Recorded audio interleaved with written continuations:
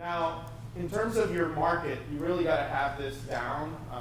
You're the person that needs to know the best about your market, who your actual customer is, really be able to quantify those customers for the investor.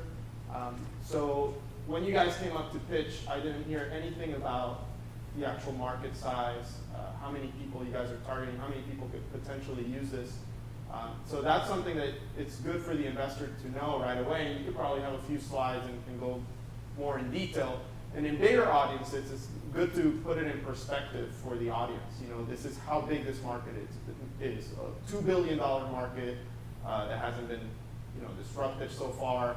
Actually point numbers out. And then if you guys don't know how to get market size, and this is usually for like a lot of our beginner students and stuff, but who knows, it may be useful for you. So the Facebook Ads Manager, I don't know if you guys have used it before. Any of you use Facebook ads? Cool.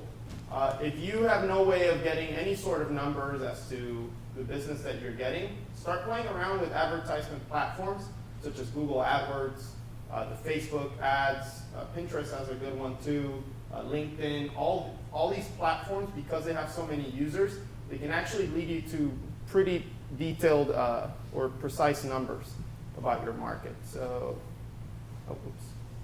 let's actually like do a little example with like a small business. Let's say I was building a small music store in San Francisco, and I kind of want to show the investor, you know, how many people I can potentially reach in San Francisco with this small music store. I'm selling guitars, flutes, musical instruments. And you can do this with your business, but if you guys haven't used the platform, that's why I'm showing it to you guys. Now there's plenty of ways to do this. You guys can go to census information. You guys can buy actual market information from prestigious sites out there that do this for you. You can actually do this, which has worked very well for our students in the past. So what's cool about these platforms is that you can really narrow it down. So for example, here on Facebook ads, we can select a location. Here I've put San Francisco, California, with like a 14-mile radius, which is, you know, the people that I'll be targeting first with my music store. My ideal customer, let's say, are people between 20 and 40. And for some reason, I'm only selling to men. Let's pretend, I don't know, it's a male music store, so that's who I'm targeting. Languages doesn't really matter in our case right here. But we can put actual interest. We can say that they're interested in education. Maybe I actually teach music classes at this instrument store. And then that they're interested in music. And you can go even deeper with these things. If you only sell guitars, for example, you know, they're enthusiastic about guitars. They've liked things dealing with guitars through the Facebook platform before.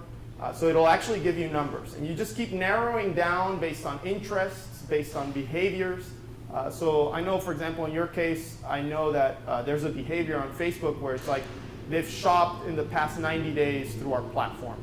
You can actually target those specific people and get actual numbers from there. If you look over to the right-hand side right here, you see my mouse? You'll see down here estimated daily reach. If you look over at the small little number right here, the 300,000, fudge. Not good with max, guys. Where's the, okay, cool. This is why you avoided a live demo. Right. So you see this little number right here, the 300,000.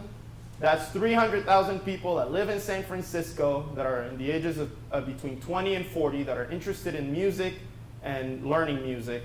Those are, that's the market that I'm reaching with this music store that I'm opening in San Francisco. So it may help you guys do this. Now for B2B products, you can actually target companies and people that work for a specific company. How many people maybe book flights within companies, or how many roles do that sort of action.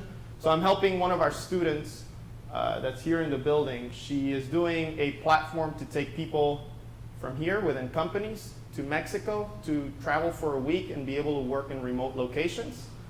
So what we're doing first is we're actually figuring out how many people work at these companies. So through these platforms, you can actually figure out, how many managers work at Google that do this sort of role. So for you guys, it may be very beneficial, especially LinkedIn has a very good like B2B feel or numbers that you can get out of. Questions? Cool. And by the way, it's free. Like you don't actually have to send out an ad. Go back to that side. Yeah. So when I have this in a deck, normally what I'll do is I'll just have like the big number that I'm trying to show. And if your business is VC backed, chances are you probably want to have a B at the end of that number. Yeah, those didn't say that. So for us with Favor, we would say that the food takeout market in the U.S. was a $70 billion market. Does it even matter if you're actually attacking that whole market? If they ask specific questions about it, like, yeah, we're focusing on this to start. Like, it doesn't matter. Like, yeah, right. Because for instance, to start, when we were pitching it in the beginning, we were just operating in Austin, Texas, and there's only really people that live in the city. But we weren't selling that number. We were selling the number that we wanted to get to as the market size. Cool. So once we touch on the market and they kind of get how big it is, how much money you could probably potentially get, you want to point out the traction. So I know we spoke about traction before. Super important. I think it's one of the most important things from the actual pitch, showing that you guys have hustled and know how to get customers and have a formula to get customers is super important. So you want to show users and numbers. If you're a very early product, what we usually tell the entrepreneurs that are really just starting off, there's different ways to show traction. You can get an email list of a bunch of potential customers that are interested in your product. So one of the good cases that we point out is the founder of a dating website called The League, and Amanda Bradford. What she did was, before she even built an app, before she did anything, she validated it by actually throwing parties, getting thousands of users to sign up on her email list and just interested in the product. And once she had this big list, this is what she went to the investor with. And she said, look, there's thousands of people interested in our product.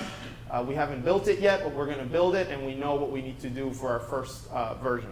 So if you guys don't have users yet, figure out how you can show that sort of traction, that you've actually talked to users, that you have people interested in your product. When you guys were raising at first, did you have an MVP, or how did you start with your customers? Just to hear a little bit. Oh, for traction?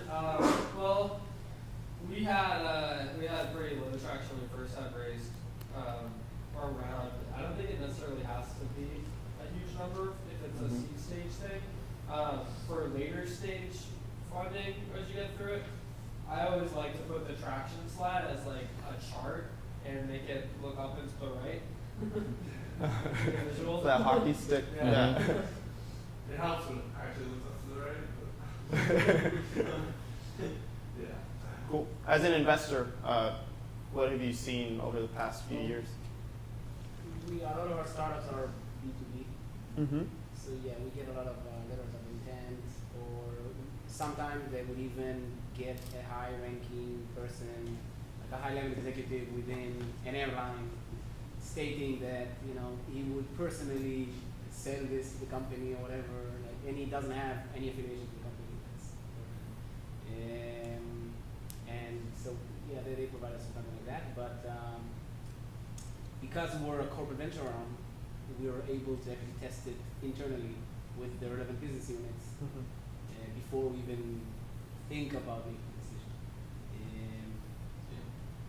Yeah, and can I just go around the room and see kind of what traction you guys have so far with your products?